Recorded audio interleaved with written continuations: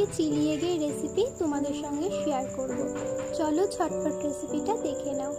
এখানে আমি 8খানা ডিম সিদ্ধ করে 4 ফালি করে নিয়েছি। আর এখানে ক্যাপসিকাম, পেঁয়াজ, টমেটো, আদা, রসুন সব কেটে নিয়েছি, আর কাঁচা লঙ্কা। তারপরে একটা বাটির মধ্যে এখানে আমি 4-5 চামচ কর্নফ্লাওয়ার নিয়ে নেব। চিলি চিকেনে যেরকম চিকেনটা ম্যারিনেশন করা হয় কর্নফ্লাওয়ার দিয়ে, সেরকমভাবেই হবে, কিন্তু ডিমটা দিয়ে কিন্তু এখানে ম্যারিনেশন করে রাখা একদমই যাবে না, নাহলে ডিমের ভেতরে যে কুসুমগুলো আছে সেগুলো কিন্তু পুরোপুরি গলে যাবে। সেই জন্য এখানে কর্নফ্লাওয়ার দিয়ে যা যা জিনিস লাগে সেগুলো সব দিয়ে মিক্সারটা তৈরি করে রেখে দিতে হবে। তারপরে এর মধ্যে আমি 4 চামচ কর্নফ্লাওয়ার নিয়ে নিয়েছি, একটু নুন দিয়েছি, আর আমার কাছে চিলি ফ্লেক্স ছিল না, তাই আমি কিন্তু শুকনো লঙ্কার দানাগুলো নিয়ে নিয়েছি। তারপরে একটু সয়া সস দিয়ে দেবো, আর তারপরে একটা ডিম ফাটিয়ে দিয়ে দেবো। সামান্য একটু একটু করে জল দিতে হবে, পুরোপুরি কিন্তু একবারে জল দেবে না, একটু একটু করে জল দিয়ে এটাকে কিন্তু পুরোপুরি মিশিয়ে নিতে হবে। খুব যেন পাতলাও না হয় আর খুব যেন ঘনও না হয়। তারপরে এটা আমি একটা সাইড করে রেখে দেবো। এইবারে আমি একটা সস তৈরি করে নেব। এখানে আমি এখান থেকে 3 থেকে 4 চামচ মতন টমেটো সস নিয়েছি, আর 2 চামচ মতন গ্রিন চিলি সস নিয়েছি।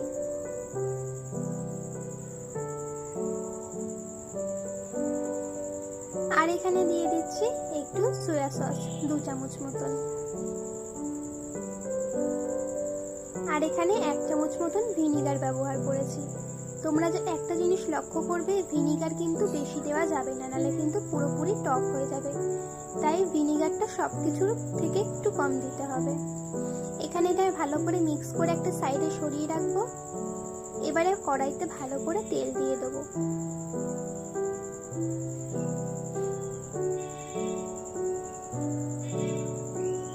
তেলটা যখন ভালো করে গরম হয়ে আসবে, তখন কিন্তু এইভাবে ডিমের পিসগুলো আমি এরকম করে কর্নফ্লাওয়ারের সঙ্গে ডুবিয়ে নেব। নিয়ে প্রথমে কিন্তু এইভাবে সবকটা ডিম আমি ভেজে নেব। ডিমের সঙ্গে কিন্তু বেশি মিক্স করা যাবে না কর্নফ্লাওয়ারটা, নালে কিন্তু ডিমের যে কুসুমটা সেটা ভেঙে যেতে পারে, আর ডিমের কুসুমটা যদি ভেঙে যায় তাহলে কিন্তু এই এগ চিলির স্বাদটাই কিন্তু থাকবে না। এভাবে কিন্তু সবকটা ডিম আমি ভেজে নেব।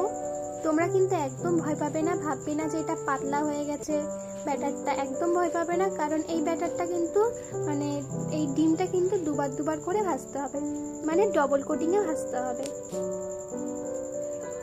আর বেশি প্রথমের ভাজাটা কিন্তু বেশি কড়া করে ফেলবে না, যতটুকুনি মনে হচ্ছে যে ভাজা হয়ে গেছে তখনই তুলে নেবে।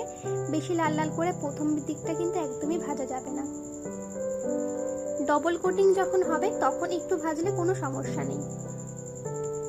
এটা যদি তোমরা চাও 1 কোটিংয়ে ভাজবা, বা 1 কোটিংয়ে যদি তোমরা এটা রান্নাটা করতে চাও, তাহলে কিন্তু একদমই ভুল ধারণা।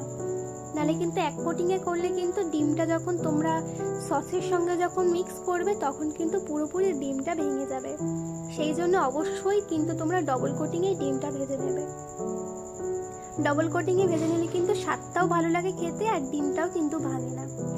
এখানে আমার কিন্তু ডবল কোটিংয়ে করা পুরোপুরি ভাজা কমপ্লিট হয়ে গেছে, তোমরা দেখতেই পাচ্ছ। ভালো করে কড়া করে আমি কিন্তু ভেজে নিয়েছি। এবারে সবকটা ডিম আমি এরকম করে ভেজে তুলে নেব। সেই তেলের মধ্যেই আমি এখানে রসুন কুচি দিয়ে দিয়েছি, রসুনটা হালকা ভেজে নেব। তারপরে এখানে দিয়ে দেবো আদা কুচি। রসুন আর এই আদা কুচিটা কিন্তু ভালো করে ভাজতে হবে, কাঁচা গন্ধটা যতক্ষণ না যাচ্ছে ততক্ষণ কিন্তু এটা ভেজে নিতে হবে। এটা ভালো করে ভাজা হয়ে গেছে। এর মধ্যে এবার আমি ক্যাপসিকামটা দিয়ে দেবো। ক্যাপসিকাম, টমেটো আর পেঁয়াজ এগুলো কিন্তু কখনো একবারে দিতে যাবে না, কারণ পেঁয়াজটা কিন্তু সবসময় মনে রাখবে, পেঁয়াজটা কিন্তু খুব তাড়াতাড়ি ভাজা হয়ে যায়।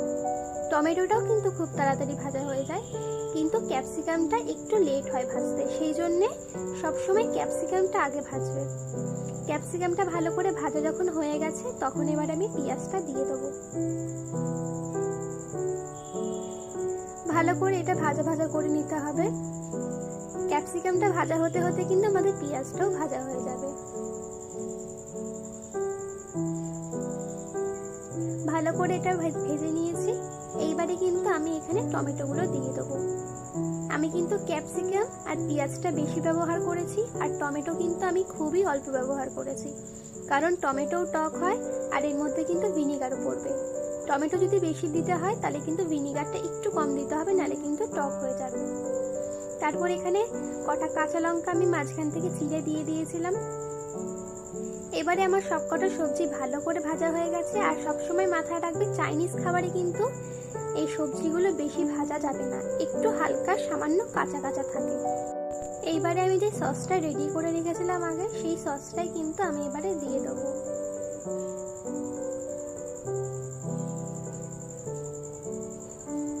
তারপরে এটা ভালো করে কিন্তু মিশিয়ে নিতে হবে।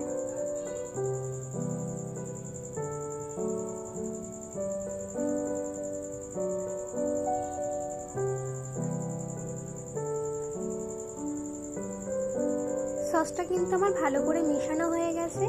এবারে আমি পরিমাণ মতন কিন্তু নুন দিয়ে দেবো। নুন এখানে আমি 2 চামচ ব্যবহার করেছি, আর চিনি কিন্তু এখানে আমি 2 চামচ ব্যবহার করেছি। চিনিটা একটু বেশি দিলেই ভালো হয়, কারণ এটা নাহলে টেস্টটা একদমই ব্যালেন্সে আসবে না। এবার এটা ভালো করে আমি মিশিয়ে নেব।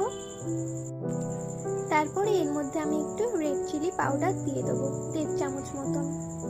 তোমরা কিন্তু এটাকে স্কিপ করতে পারো, কারণ যেহেতু আমি আগে কাঁচা লঙ্কা ব্যবহার করেছি সেই জন্য তোমরা এটাকে স্কিপ করতে পারো, কিন্তু আমরা সামান্য একটু ঝাল খেতে পছন্দ করি, সেই জন্য লঙ্কার গুঁড়োটা কিন্তু ব্যবহার করেছি। এবারে সেই ভেজে রাখা ডিমগুলো কিন্তু আমি দিয়ে দেবো। সবসময় লক্ষ্য রাখবে, এটা কিন্তু চিকেন নয় যে মাঝখান থেকে ভেঙে যাবে না, এটা কিন্তু ডিম, এটা ভেঙে যাওয়ার সম্ভাবনা কিন্তু ভীষণই থাকে, সেই জন্য আলতো হাতে এটাকে মিক্স করতে হবে। ভালো করে মেশানো হয়ে গেছে। এবারে আমি কর্নফ্লাওয়ারের জলটা দিয়ে দেবো। এই কর্নফ্লাওয়ারের জলটা কিন্তু তোমরা ঠান্ডা জলেও করতে পারো, বা যদি গরম জল করতে চাও গরম জলেও করতে পারো। এবারে এটাকে কিন্তু আমি ভালো করে মিশিয়ে নেব। তোমরা যদি খুব গ্রেভি পছন্দ করো তাহলে কিন্তু এই গ্রেভিটা তোমাদের জন্য একদম পারফেক্ট, কিন্তু এখানে আমাদের আরেকটু গ্রেভির দরকার ছিল, সেই জন্য আমি এখানে নর্মাল ওয়াটার ইউজ করেছি। তোমরা যদি চাও কর্নফ্লাওয়ারের ওয়াটার ইউজ করবে, অবশ্যই করতে পারো। ভালো করে মিশিয়ে নিতে হবে। আর এই এগ চিলি রেসিপিটা কিন্তু অসাধারণ একটা রেসিপি, তোমরা কিন্তু অবশ্যই বাড়িতে একবার ট্রাই করো। চিলি চিকেনের থেকেও কিন্তু এগ চিলি রেসিপিটা অসাধারণ, খেতে দুর্দান্ত লাগে, যে কোনো কিছুর সঙ্গে কিন্তু দারুণ যায় এটা। রুটি, পরোটা, লুচি যে কোনো কিছুর সঙ্গে ভীষণই সুন্দর লাগে। অবশ্যই বাড়িতে একবার ট্রাই করবে আর আমাকে কমেন্ট করে জানাবে তোমাদের কেমন লেগেছে। এরকম আরও সুস্বাদু ভিডিওর জন্য অবশ্যই আমার চ্যানেলটাকে সাবস্ক্রাইব করে রাখবে।